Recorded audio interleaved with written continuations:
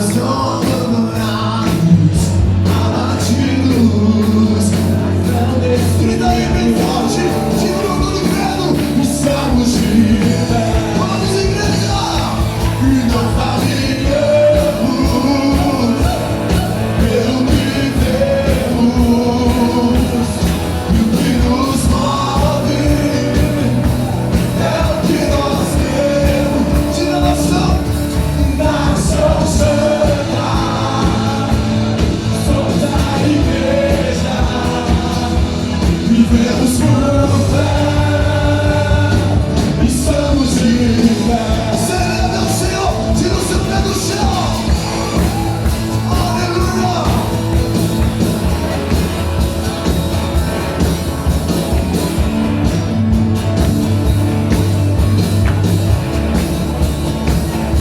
Você fala, perseguidos, mas não abandonados, abatidos, mas não destruídos. Quem tá falando de fé não vi, estamos de pé.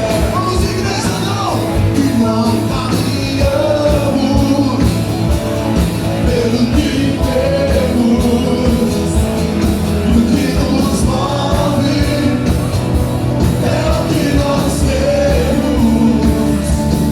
Nação santa, somos a igreja, vivemos por fé. Mas não comigo, estamos de pé. Nas suas mãos.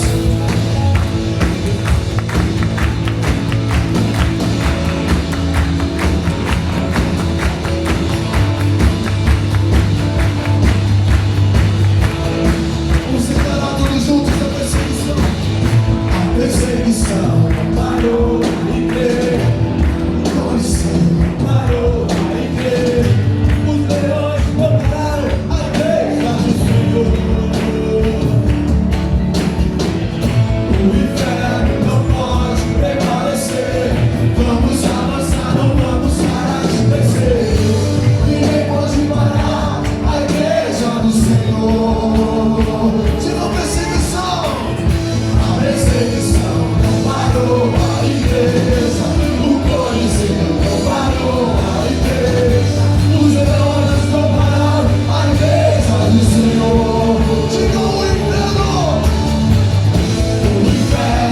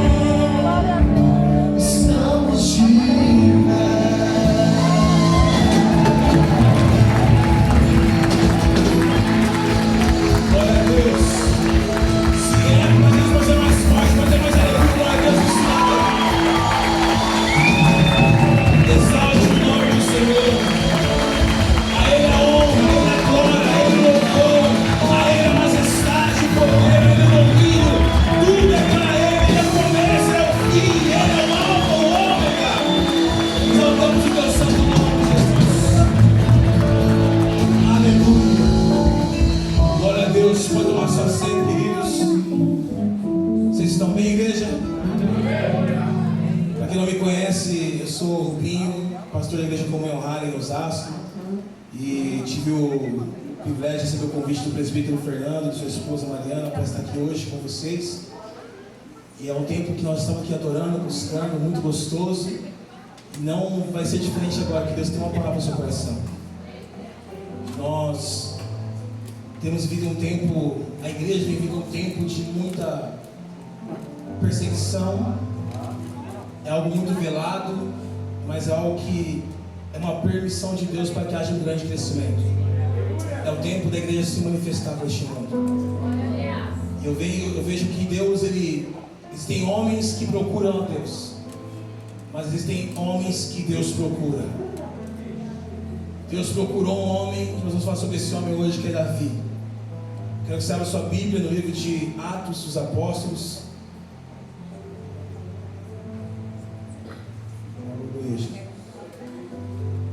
Atos dos Apóstolos, capítulo de número 13, 22. Esse celular aqui é de vocês? Fernando, é de vocês esse celular aqui? Atos dos Apóstolos, capítulo de número 13, 22. Aleluia, Jesus. Senhor é bom. Quem achou, diga amém. Quem não achou, diga misericórdia.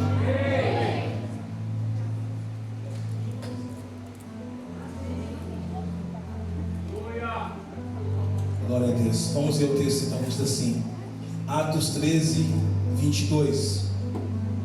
E tendo tirado Saul, levantou-lhes o rei Davi, do qual também, dando testemunho, disse: Achei Davi, filho de Jessé, homem segundo o meu coração, que fará toda a minha vontade. A parte B novamente: Achei Davi, filho de Jessé, homem segundo o meu coração, que fará toda a minha vontade. Amém? Feche seus olhos mais uma vez. Espírito Santo, que nesse momento da Tua Palavra, nosso coração venha totalmente voltado a Ti. Toda distração, toda perturbação, venha cessar agora o nome de Jesus. Que o ambiente vai ser propício, Pai, que já está propício, um ambiente profético, para que a Sua Palavra ela alcance corações. E não somente alcance corações, gere uma transformação interior. E essa transformação gere vida, Senhor, que vai manifestar sobre a humanidade, sobre a terra. Nós precisamos de Ti, nós dependemos de Ti, Senhor. Que não venha ser o homem a ministrar, mas que venha ter o próprio Espírito Santo de Deus neste momento a nos ministrar, em nome de Jesus. Meus irmãos, a igreja de Atos dos Apóstolos nasceu praticamente no capítulo 2, e era um tempo onde houve um mover poderoso da parte de Deus. Nós sabemos que veio um som veemente, impetuoso, invadiu aquele ambiente e encheu todos que estavam naquela casa. E quando eu falo que encheu todos, houve uma perseverança do povo ali. Alguns dizem que foram 40 dias aguardando a promessa de Jesus, que ele ia ao Pai, mas ele enviaria o seu Espírito Santo, Consolador. Então foram 40 dias de espera, de adoração, de busca. Recentemente nós vimos alguns jovens que iniciaram um movimento nos Estados Unidos e ficou alguns dias de culto. E aí, alguns me falaram assim: eu quero ver isso, curtir no Instagram, e deram todo um valor para aquilo. Mas no meu coração Deus falou assim: não tem como eles viverem algo se eles não estão buscando a minha vontade. Uma coisa é você ver as pessoas queimar, outra coisa é você queimar. Uma coisa é você olhar e falar assim: eu quero esse movimento, esse avivamento. Mas uma coisa é você não orar e não buscar para esse avivamento. E o que Deus colocou no meu coração nessa noite é que Ele está buscando um coração onde Ele possa encontrar um lugar de habitação. Se você olhar para toda a história do rei Davi, ele foi um homem que cometeu atos de adultério. Ele foi um homem que cometeu um homicídio. Mas Deus fala: eu achei Davi o homem segundo o meu coração. E quando eu olho para ele e falo assim: há esperança para mim, há esperança para você. Se um homem como Davi, Deus viu um coração totalmente grato, adorador, qual é o diferencial? É que havia arrependimento no coração de Davi. E quando eu vejo aqui, ele reinou sobre Israel, sobre todo Israel 33 anos. Desses 33 anos que reinou sobre Israel, 7 anos foi no reino de Judá. Então no total foram 40 anos o reinado de Davi. Nós sabemos a história que ele estava cuidando das ovelhas do seu pai, e ali chega o profeta Samuel e fala assim: olha, me chame os seus filhos, eu quero ungir um deles o rei. E no final, o pai esquece de Davi, mas Deus não se esquece daqueles que estão cuidando da obra dele. E Deus olhou para Davi e falou assim: é esse menino aqui que eu quero, porque eu vi um coração que eu posso habitar. E nós vemos a história que ele foi ungido. Mas nem tudo foram flores na vida de Davi. Porque a gente olha o contexto, a gente olha a história e fala assim: meu, eu quero ver isso, isso é maravilhoso, mas há um preço a ser pago para carregar uma presença. E o que nós vemos é que muitos dessa geração, eles querem o movimento, mas não querem pagar o preço pelo movimento. Eles querem sentir a sua presença, ser usado por Deus, mas não querem passar tempo de oração. E não há como eu vivenciar algo poderoso se eu não tiver uma vida de intimidade com Deus. Eu não quero frustrar alguns de vocês, eu quero despertar alguns de vocês. Deus está querendo gerar em nosso meio uma fome e uma sede por sua presença. E é gostoso com uma noite como essa, numa madrugada já estamos entrando, e uma juventude, não tão juventude assim, eu vejo alguns homens de cabelo branco, algumas senhoras, mas é um coração jovem, um coração desejoso. E certamente nós vemos também pessoas que nesse momento estão em outros lugares. Mas num domingo de culto, estarão na igreja adorando, mas hoje não estão adorando, eles estão adorando outro Deus hoje. Mas talvez amanhã estarão chorando num culto. E Deus não está admirado com a ação dessas pessoas, porque está vendo um coração. Sempre Deus busca um coração. Ele não está desesperado, Ele está procurando. Porque o desespero nos faz bater a cabeça, nos faz fazer atitudes que não agradam ao Senhor. Mas quando a gente começa a entender que Deus está procurando, eu falo assim: eu estou aqui à sua disposição, eis-me aqui, use-me a mim. Tudo muda. E Davi começa então essa trajetória, mas não foram flores, porque o rei Saul, ele foi ungido também por Samuel. Samuel, ele era o homem responsável por trazer a atmosfera profética sobre o reinado de Israel. Todo mundo, quando via Samuel perando o caminho de Israel, gritavam: Samuel, você vem da parte de Deus por bem ou por mal? Era um homem que causava temor e tremor no meio do povo. E Saul começou bem o seu reino, até que o coração dele se envaideceu, até que o coração dele se orgulhou. E aí ele vê uma ameaça, que era Davi. E aqui eu quero dizer uma coisa para você: não importa se você está numa situação hoje de perseguição ou de afronta, se Deus te escolheu, é você que vai reinar. Porque o que Davi fez aqui é uma lição muito grande. Ele entendeu que o ungido de Deus era Saul. Ele não queria tirar o trono de alguém que ainda não era o momento dele. Há um tempo certo para Deus te levantar nessa terra. Quando eu quero acelerar o processo, eu acabo cometendo erros, falhas. Porque se eu vejo alguém que está brilhando, eu tenho que louvar a Deus por isso. Porque vai chegar uma hora que eu também vou brilhar em Deus. Mas se no meu coração, quando eu vejo alguém brilhando assim, o coração começa a se corromper, ficar com raiva, logo eu estou distante do coração de Deus. Isso é muito sério. Deus conhece o nosso coração. O Davi, esse salmista, ele fala assim: olha, Senhor, sonda-me e me conhece. Ou seja, Deus, eu sei que eu tenho falhado, eu sei dos meus pecados, mas talvez me lembre daqueles que eu nem me lembro mais. Me faça me lembrar dos pecados que eu nem me lembro mais, porque é o coração de alguém que teme ao Senhor. Se você olhar para a história de Israel, antes do rei Saul chegar, nós vemos que o povo estava escravizado no Egito. E Deus, ele trouxe uma visão para Moisés, uma visão que ele teve dos céus, o tabernáculo. Tudo que há na terra antes está no céu. Então, quando ele teve a visão do tabernáculo, Deus falou assim: você vai fazer igualzinho na terra. Qual que é o contexto aqui? O povo de Israel ficou 40 anos escravizado. Ficou 50 anos escravizado no Egito. E esse tempo que ficou escravizado, eles começaram a adorar outros deuses. Então imagina, havia o Deus Sol, o Deus Lua, havia tantos deuses que eles se perdiam mesmo aqueles deuses. E aí, quando Moisés chama esse povo para sair daquela terra do Egito, eles vão à terra prometida, aquele povo estava buscando algo para adorar, porque se acostumou com uma adoração pagã. Aí Deus falou assim: ó Moisés, para esse povo entender que eu estou no meio deles, construa o tabernáculo. O que é o tabernáculo? É um lugar onde a presença de Deus vai estar simbolizada. Porque Deus não habita em templos feitos por mãos humanas. Mas para aquele povo entender que Deus está no meio deles, tinha que ter o quê? Uma simbologia, um ato profético. As 12 tribos de Israel ficam ao redor do tabernáculo.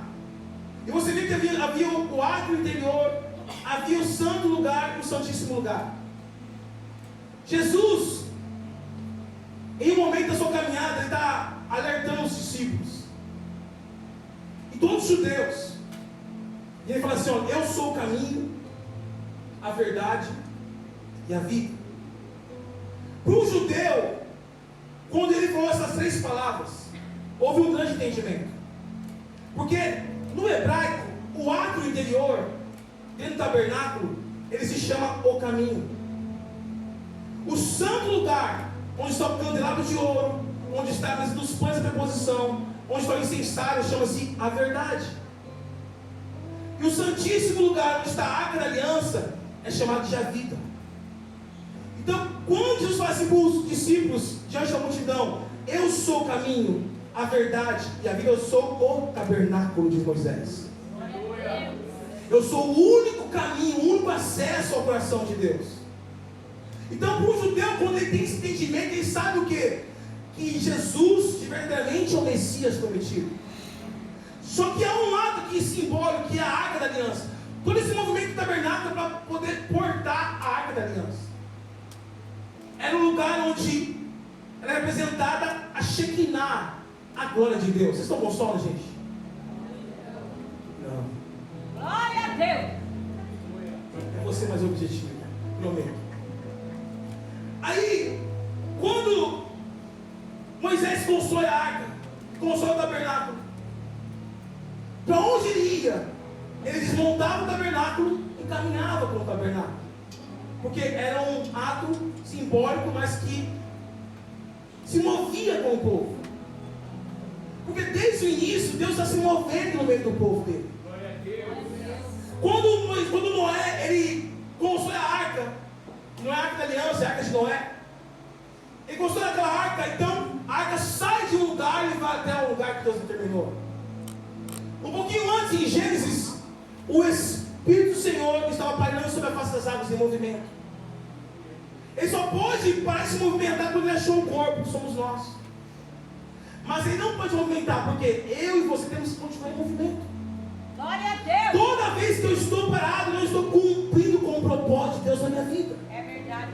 Deus não me chamou e não te chamou para estar parado, porque ele é um espírito em movimento. Glória a Deus. Aí passou Moisés morreu, o tabernáculo deixou de existir, e chega Davi. Depois de Saul começa a reinar, e vai dizer que nunca na história de Israel o reino de Israel foi tão bem estruturado. Nunca houve uma perda de uma guerra. Era um tempo de bonança, um tempo de muitas bênçãos de Deus. Para você ter uma noção, as 12 tribos de Israel estavam unidas. E foi a única vez na história que as 12 tribos se uniram. Depois em Salomão, seu filho, ele faz um ato muito ruim sacerdotal. E 10 das 12 tribos se afastam. Então nunca houve na história uma aliança, uma unidade da igreja, das 12 tribos. Mas no coração de Davi havia um desejo. Eu quero construir um lugar para a habitação de Deus. Glória a Deus. Este era o maior desejo de Davi. Por isso que ele é o homem segundo o coração de Deus. Salmo 18. Ele fala: Senhor, eu te amo. Força minha. Até então, todo o ato do tabernáculo, no templo, não havia adoração, não havia louvor. Quem estabeleceu isso no meio do povo adoração. Porque Deus habita em meio aos louvores do seu povo. Por isso que o maior plano do diabo contra mim, contra você, é paralisar a sua adoração. E quando ele para você de adorar, de louvar, ele sabe que ele perdeu, porque o seu louvor abre portas, o seu louvor move os céus, o seu louvor move histórias, o seu louvor atinge o inatingível, o seu louvor ele efetua o querer de Deus aqui na terra. Por isso, em todo o tempo, louvo. Glória a Deus. Não há como eu e você viver uma vida parada sem louvor. O seu louvor é a sua arma de guerra. Glória a Deus, Jesus. Então Davi tinha esse desejo do coração. Mas Deus falou: Davi, não. Você não pode construir para mim algo. Há sangue em suas mãos. Mas o seu filho, este sim, construirá para mim um templo. Aí quando eu li esse texto, e eu percebi que Deus queria provar o coração de Davi, só que havia uma profecia de Amós. Amós, capítulo 9. Quem pode abrir sua Bíblia em Amós, capítulo 9? Que interessante, eu vou partir já para a parte reta final dessa fala. Amós, capítulo 9. O profeta ele tem uma ordem de Deus, uma palavra profética da parte de Deus. Lembrando que o tabernáculo que construiu foi Moisés. O templo que construiu foi Salomão. Mas Amós 9 vai dizer algo que me chocou. E é sobre isso que eu quero falar um pouquinho nessa noite. Um pouco antes, segura aí Amós 9.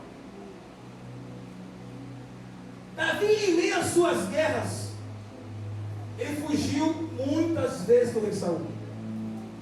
E numa delas ele foi parar num berço profético da nação, que era Ramá. Ramá é a terra onde Samuel construiu uma escola de profetas. Então era um lugar onde havia um treinamento de profetas. Naquele local onde Samuel estava, Davi fugiu até Ramá para se esconder de Saul. E Saul mandou alguns mensageiros até Davi para que o matasse.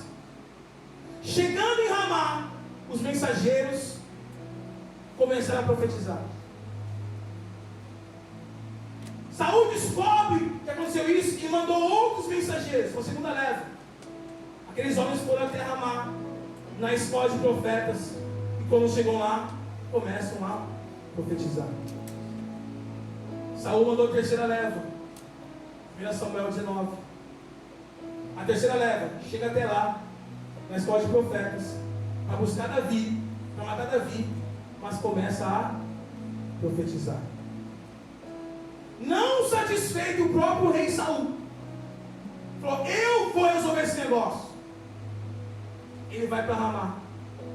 Chega em Ramá, na casa dos profetas, o que ele faz? Onde você estiver, o ambiente que você estiver, ele é profético. E as pessoas que já chegam a você, elas têm uma mudança de comportamento.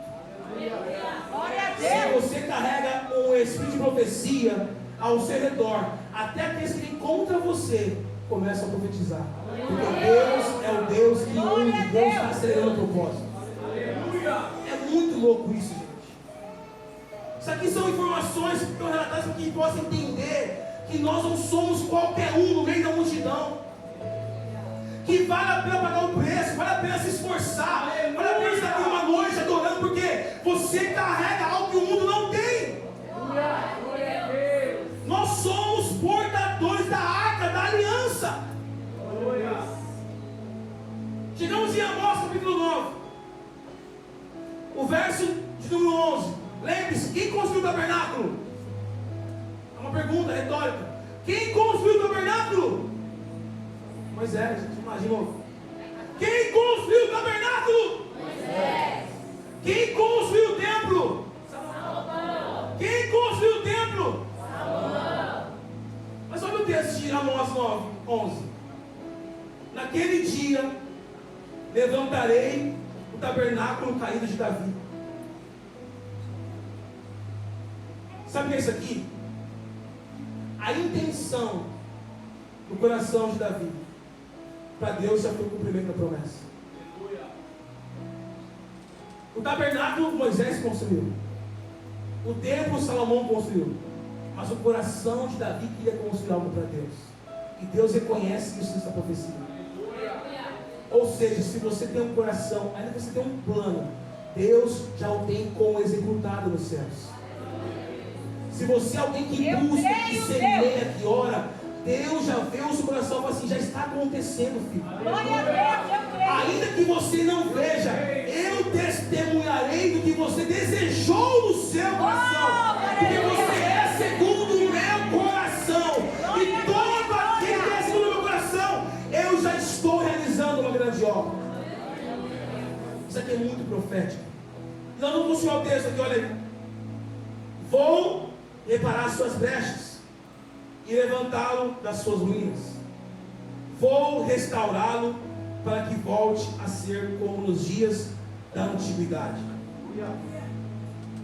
Eu lendo essa palavra, Deus começou a falar no coração que Ele quer liberar sobre nós um tempo sobre o reinado do rei Davi. O espírito do rei Davi, que estava sobre o rei Davi, é o que quer governar a sua vida nesse tempo.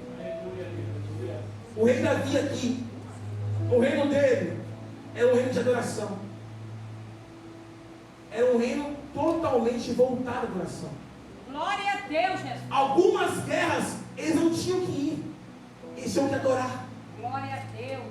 E quando chegavam no ambiente do inimigo, já havia morte. Deus quer resgatar para esse tempo o tempo da adoração. Glória, glória, glória. O tempo do governo de Davi. E para ter governo tem que ter princípios. Os seus princípios não são igual aos valores do mundo. Porque princípio vem de príncipe. E nós somos, na Bíblia, comparados com o reino de sacerdotes e príncipes. Logo você tem que ter princípios. Os seus princípios te impedem de estar no meio de pessoas que não têm princípios. Meu Deus. A sua chamada te impede de estar no meio de pessoas que não entendem a voz de Deus. Meu Deus, é forte. O que você carrega não é para compartilhar com quem não quer nada. Glória a Deus. Porque toda vez que você lança as suas pérolas aos porcos, você está jogando semente em terra seca. Meu Deus, é forte, Jesus. Então, para eu ver um tempo de adoração, eu tenho que estar excluso daquilo que me afasta. Glória, glória, glória. Aquele que se diz amigo de Deus se constitui inimigo do mundo. Aquele que se diz amigo do mundo, logo se constitui inimigo de Deus. Deus conhece o coração. Por isso que ele fala assim, olha, Moisés está adorando lá com Deus, vivendo um momento de viagem, de oração, de profecias. Aí Deus fala, Moisés, desce, porque este seu povo está em idolatria. Quando Moisés desce, o homem que estava lá dele, caminhava com ele, construiu um bezerro de ouro. O ser humano, ele está em busca de algo para adorar. Meu Deus. E olha, e muitas vezes dentro da igreja nós estamos adorando homens. É verdade, Jesus. Porque Deus conhece o coração. Está meio ruim a palavra, gente? Quer que melhora? Por quê? Porque o cara caminhou com Moisés, Arão. Ele viu, ele recebeu uma chamada profética. Mas na ausência do líder, ele levantou um altar para outro Deus. E Deus perguntou alguém: o que você faz na ausência do Senhor na sua vida? Qual altar você tem levantado? Porque aqui a palavra é que ele está restaurando o tabernáculo caído de Davi. O que está caído, Deus vai levantar. Aleluia. E se você de repente cair em alguma idolatria, Deus quer te restaurar hoje. para te levantar para este tempo. Deus não divide a sua glória com ninguém. É verdade, Deus. Glória, glória. Por isso que Davi era o homem segundo o coração de Deus. Ele não tinha papo com outros deuses. Ele sabia a quem ele servia. Eleva os meus olhos para os montes. Onde me deu socorro? Eu sei, eu tenho a resposta. Eu conheço Ele. O meu socorro vem do Senhor, que fez os céus e a terra. Quem conhece a Deus não perde tempo com outras coisas. Deus quer restaurar o seu altar nessa noite. O verso de número 12. Qual é o propósito do reinado de Davi para a nossa palavra profética?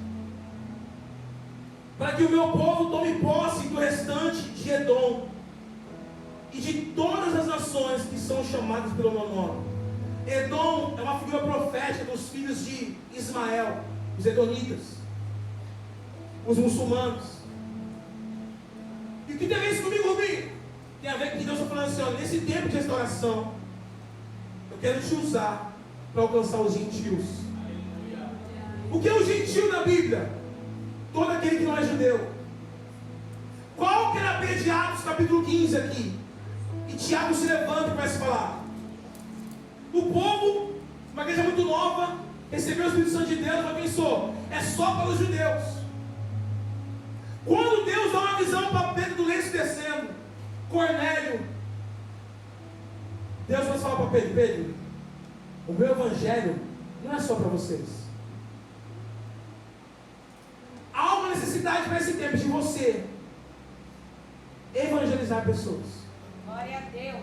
Se o seu coração não queima para o evangelismo, você não conhece a Deus. Se você não tem amor em divulgar o amor de Jesus para as pessoas, sinto dizer para você, você não é discípulo de Jesus. Você pode ser membro de uma igreja, mas discípulo faz discípulo. E Deus, neste templo, está restaurando o templo o tabernáculo de Davi. Ele quer ativar o seu coração para evangelizar. Há um povo aí fora, talvez você não saiba, ou saiba, está perdido. E sabe quem tem a resposta para esse povo? Sabe quem pode oferecer alguma coisa para esse povo perdido? Que a irmã está orando aqui, nesse momento, ela fez uma oração muito linda. E ela falou sobre isso. Nós temos que gerar uma urgência missionária no nosso coração. É verdade. Não podemos só receber, até porque avivamento é quando o fogo desce, meus irmãos. Avivamento é quando o fogo se espalha. Glória a Deus. Porque eu estou recebendo aqui, é gostoso, eu adoro, é gostoso, mas e amanhã? E lá fora, o que eu faço? Cadê o fogo que eu recebi aqui hoje, lá fora? Eu posso queimar, chorar, adorar aqui, mas se eu não executar lá fora, eu não sou discípulo de Jesus. Eu sou membro de uma igreja, está tudo bem. Você pode continuar membro e vai ir para os céus. Mas Ele não te chamou para ser membro de igreja, discípulo de Jesus. É a cada 3 meses esse evento, né? Se pelo menos 10 pessoas entenderem essa mensagem de hoje, eu tenho que mudar o lugar desse posto 3 aqui, gente. Vamos lá. Verso 13. Eis que vem dias, diz o Senhor, em que o que lavra virá logo após o que colhe, e o que pisa a uva virá logo após o que lança a semente. Eu vou explicar. Eu não sei qual é a linguagem que vocês estão usando aqui, tem uma linguagem diferente. Pode pôr aqui a linguagem de vocês, 13. Eis que vem dias do Senhor em que o que lavra na cabeça. Então vamos lá. Aqui esse texto fala de uma aceleração profética. O que é isso? Haverá um encontro. O que está lançando a semente? Você lança a semente ao chão, à terra, ela vai demandar um tempo para crescer, certo? E há alguém que vai colher, perfeito? Mas o texto aqui está dizendo o quê? Que haverá um encontro entre aquele que lança a semente e o que colhe a semente, o fruto. É um tempo de aceleração profética. Deus está colocando uma urgência para esses dias. Glória a Deus. Você vai ter encontro com quem já está colhendo. Eu creio, Talvez Jesus. não essa semente, mas já germinou, já gerou frutos. Agora tem que colher. É uma pressa de Deus para esses dias. Deus quer ativar a sua noiva, a sua igreja, porque para uma causa urgente. Ele está à porta, está buscando a sua noiva, mas ele não quer voltar antes de cumprir o chamado meu para o seu coração. Ide e fazer discípulos de todas as nações. Talvez não é algo que você queria ouvir nessa noite, mas Deus está colocando no coração uma emergência. Você está dormindo no ponto. Jesus. Você vive de emoções e não de adoração. Meu Deus de céu. A emoção é passageira. Até o momento eu choro, mas amanhã nada mudou. A adoração transforma o coração de um homem. Nós não podemos mais nos emocionar em cultos. É verdade, Jesus. Até porque Romanos 12 vai dizer que os cultos é racional, não é emocional. Se eu venho para cá, eu tenho que entender o que eu estou fazendo aqui. E pasme você. O culto não é para ser bom para você. É Deus. Eu ouço pessoas falando assim, Bi, o culto não foi bom hoje. Eu falei, não foi bom por quê? O culto é para Deus, é para você. Só vai ser bom quando você entregar algo bom para Deus. Porque eu vim para cá, eu não vim para dizer assim, nossa, o culto vai ser bom, que é louvor que me toca o coração. Não, eu quero entregar um louvor que te toca o coração. Eu quero entregar o que é verdade ao Senhor. Não é sobre mim, é sobre o Senhor, Pai. Eu estou aqui, quebrado, angustiado, triste, abatido, mas eu vim para te adorar. Receba o meu louvor. Desse jeito. Meus irmãos, posso apertar mais um pouquinho só e eu vou encerrar? Eu sei que aqui não acontece isso, Fernando.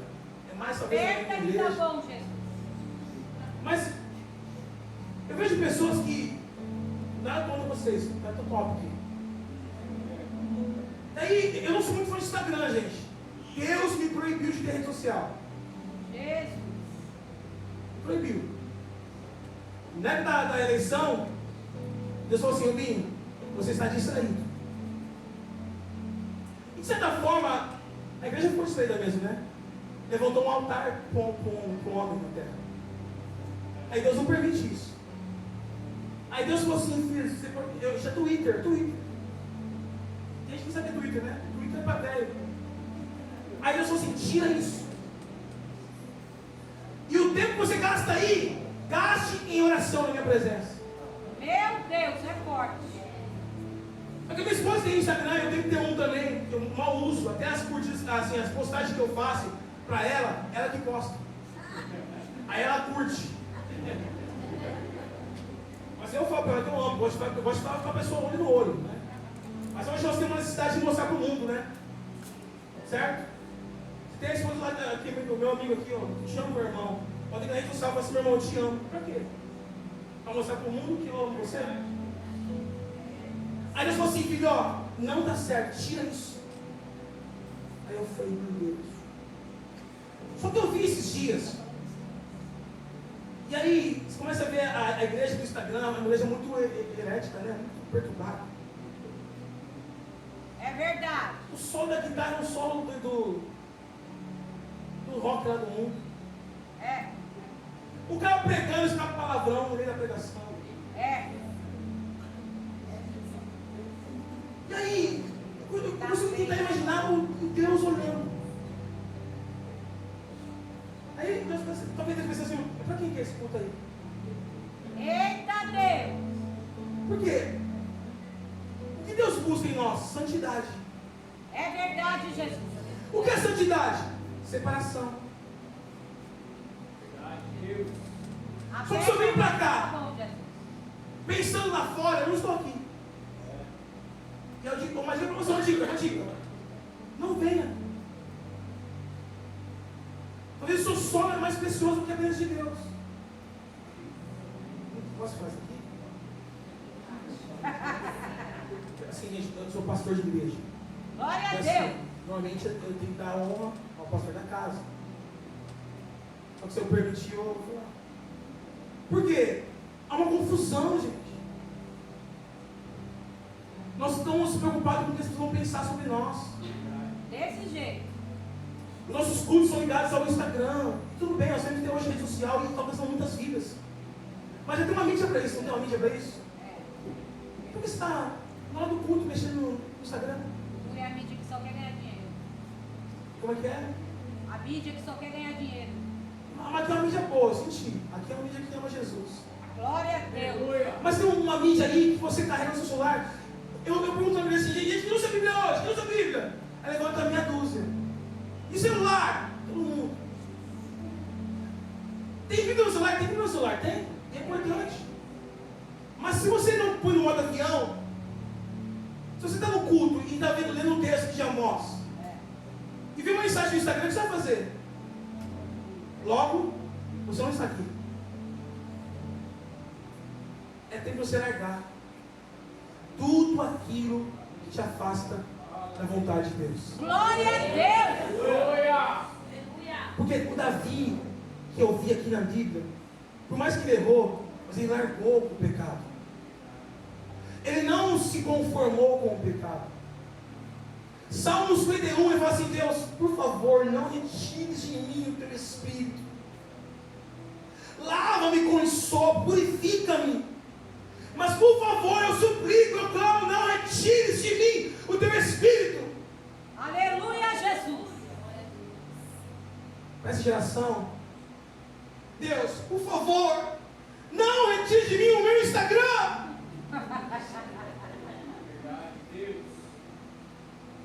Porque se te afasta de Deus, dói o coração de Deus. Quer viver um avivamento? Priorize o reino de Deus. Aleluia! Quer queimar? Queima no seu quarto. Aqui, ao invés de oferecer culto, no seu quarto você queima, você chora, você rasga o coração. Aqui não é lugar para você fazer isso. Aleluia a Deus!